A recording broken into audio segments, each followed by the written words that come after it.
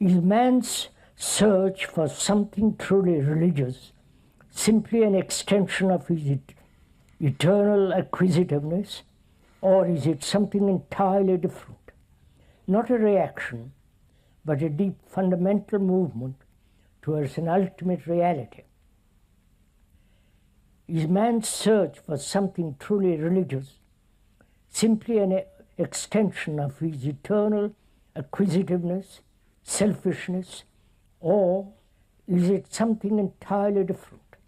Not a reaction, but a deep fundamental movement towards an ultimate reality.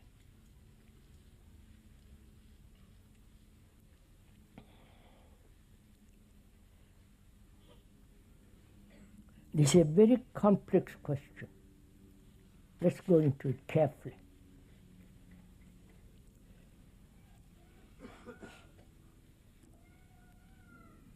Why do we search? Why do we seek something?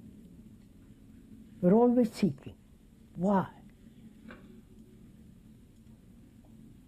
Is it that we are so utterly discontent with everything that we touch, see, smell, feel?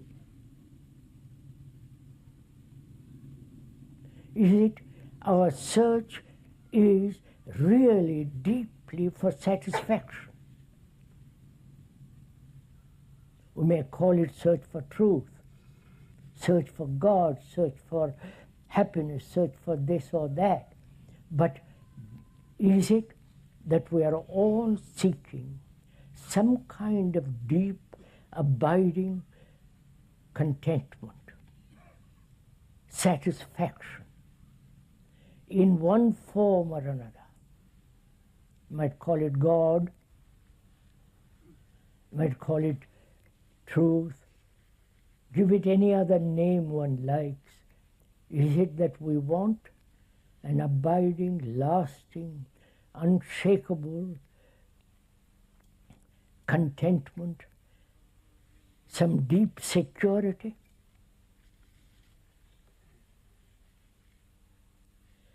And is there ultimately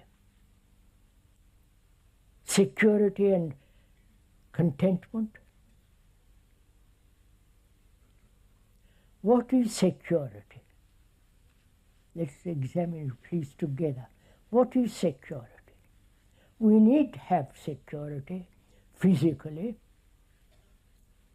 to have a roof, clothes, food. That is absolutely essential.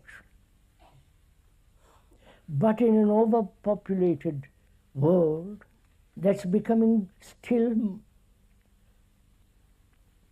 lacking.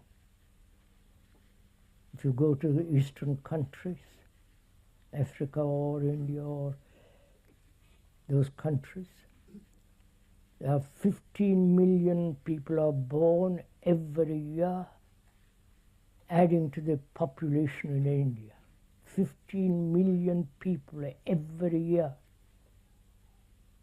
That is as much as the population of Holland. Every year is added. Governments are inept to control, birth control, and all the rest of it. And also the problem there is the religious. They believe in reincarnation, and their souls are waiting to be reborn. So don't, you understand? Give as many births as possible. And those people have no security at all, physically. India is having nearly 700 million people. The overpopulation in Europe too. And we are all seeking security. Security physically. And that too is being denied in the affluent societies like Europe and America, because they're also preparing for war.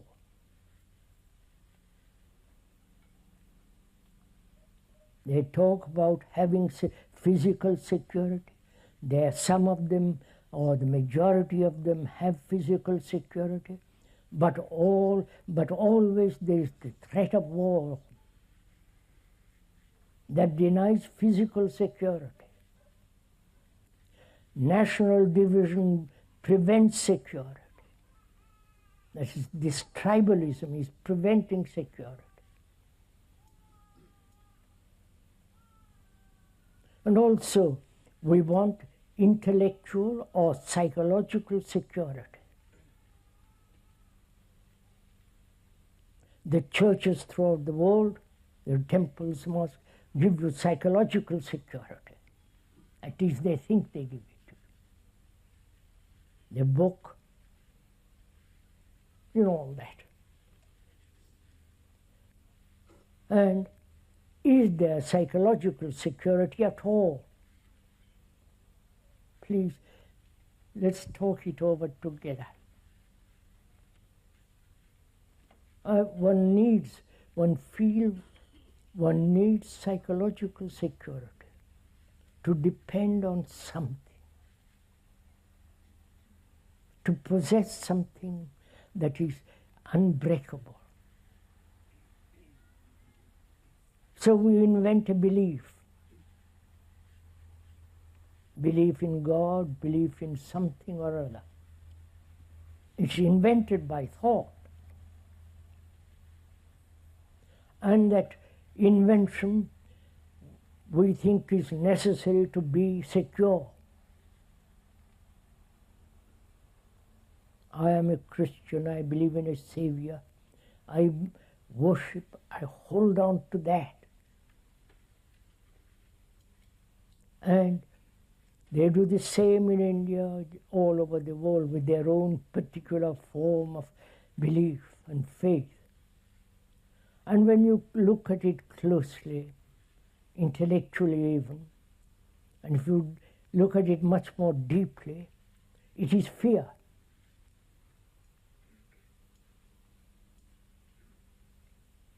Fear of not being anything. Fear of losing what your experiences, your values, all that. And we hold on to something that is illusory. Now, a man or woman, when we use the word man, the woman is included, please don't let's become women's lib and all the rest of it. When man seeking security finds some kind of thing, however illusory, however neurotic, he clings to it. And he will fight for it, kill for it. You've seen all this. So, is there any security at all, psychologically? Please think it over. Let's talk it over together. I want security psychologically. I find security in the belief of nationalism. I find security in God.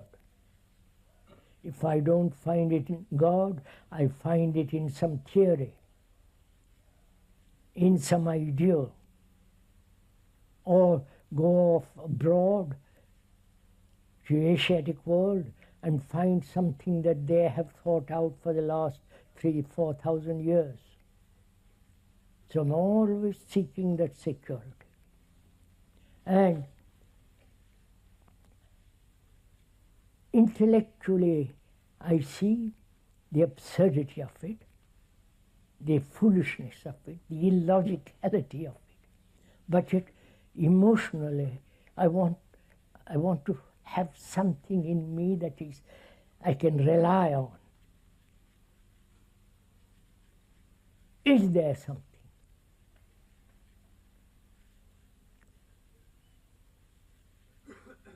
There is something only when I realize completely that all the theories, the beliefs, the dogmas, the nationalisms are illusory.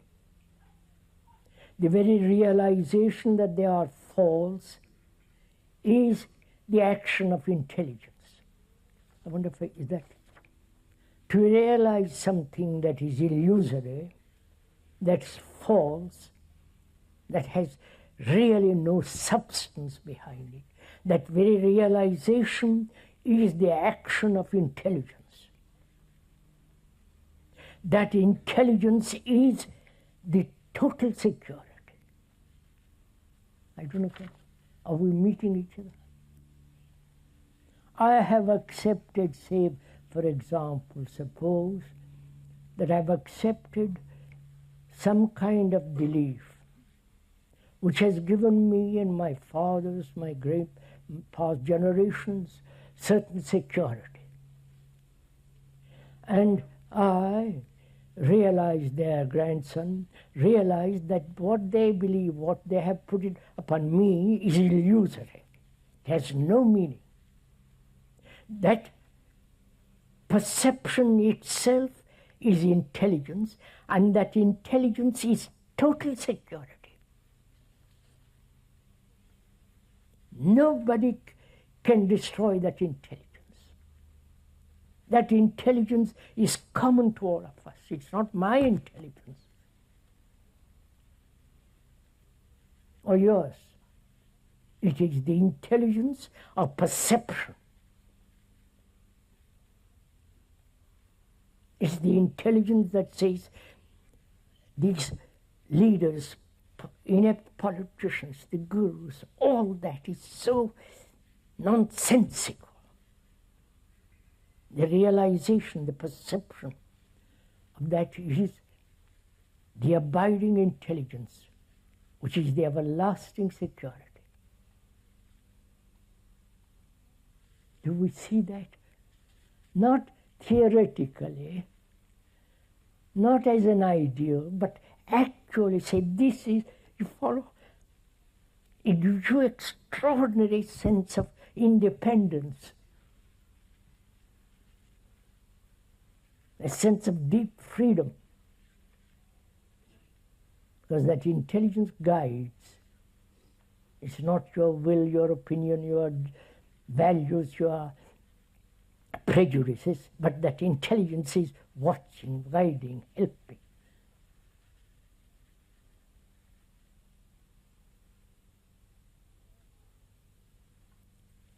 And we must distinguish, I think, between reality and truth.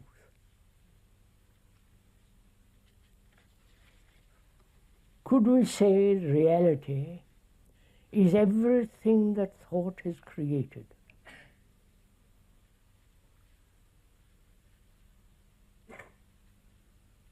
The tent is a reality. It's created by thought. The chair on which one is sitting is created by thought. But the wood is not created by thought. Nature is not created by thought. The tree is not created by thought. Don't say who is created and go off into something mystical and God and nature and all the rest of it. We are talking about to perceive the actuality, the reality, which is the actual, and truth. So we are saying all the things that thought has created is reality. Nature is not created by thought.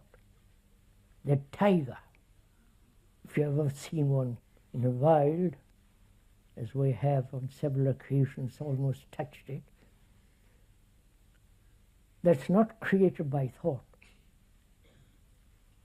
It's much too vast. And Thought has created, made the surgeon, communication, the buildings, and all those things that are in the temples.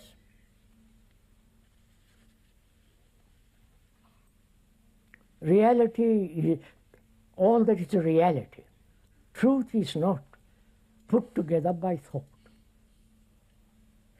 Truth is something free of time, thought, and something that is beyond all perception. So if we are clear on these two matters, reality and truth, then we will never get confused about these terms. And it is only intelligence that can perceive that which is eternally true.